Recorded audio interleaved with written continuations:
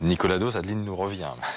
Non mais les croissants, il y a 1 heure pour les croissants, Adeline. Bienvenue. Voilà, alors elle va les laisser finir on son va être croissant. sympa, on va être sympa, on va la laisser. Bon allez, je vais la laisser, je vais commencer. La 15e donc cérémonie des BFM Awards. Magistrale cérémonie hier, c'était organisé où d'ailleurs, Nicolas? Théâtre des Champs-Élysées, avenue Montaigne. Superbe. Les Césars des entreprises, organisés donc par BFM Business, présentés par Christophe Jacubizine. Peut-être va-t-on voir des images. Donc, qu'est-ce qui vous a marqué dans ce cru 2019? Évidemment, les 2 grands prix marquants chaque année pour les BFM Awards.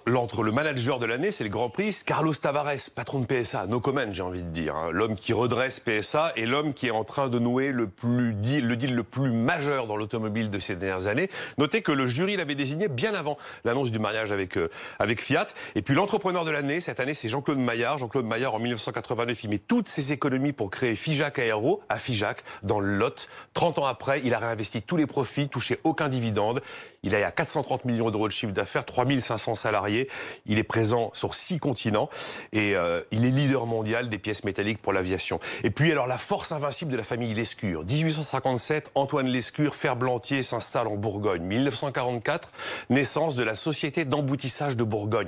SEB, Société d'emboutissage de Bourgogne. 1953, c'est la cocotte minute. Eh bien la famille est toujours aux manettes avec 40% du capital. Ils font 7 milliards d'euros de chiffre d'affaires. Ils sont leaders mondiaux du petit électroménager.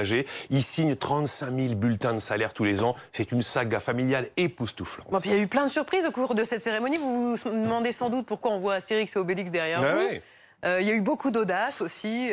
Ce qui m'a le talent de Frankie Zapata. Il invente le flyboard, dont l'avenir commercial est astronomique. Souvenez-vous, les Champs-Élysées le 14 juillet.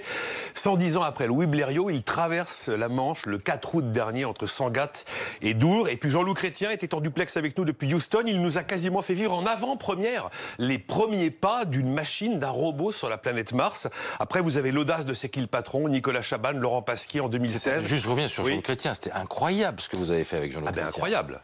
Incroyable. Ils sont en train de préparer l'arrivée de la machine sur Mars qui va nous permettre d'explorer véritablement cette planète. En duplex de Houston. En duplex de Houston. On a l'impression qu'il était en duplex de Mars. Ah oui. En 1982, il était dans Soyouz. On avait C'est qui le patron avec Nicolas Chabannes et Laurent Pasquier. Cette marque, vous savez, les briques de lait, c'est qui le patron?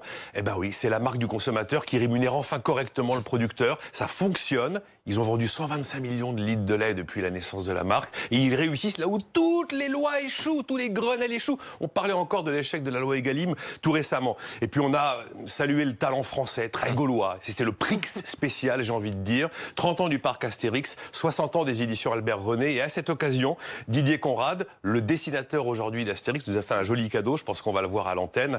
Voilà, il nous a fait une spéciale dédicace. Pancarte avec la tête d'Astérix remerciant BFM Business. Et puis une info BFM Business, on apprenait hier soir que 1 million déjà d'exemplaires de La fille de Vercingétorix avaient été écoulés en à peine 15 jours.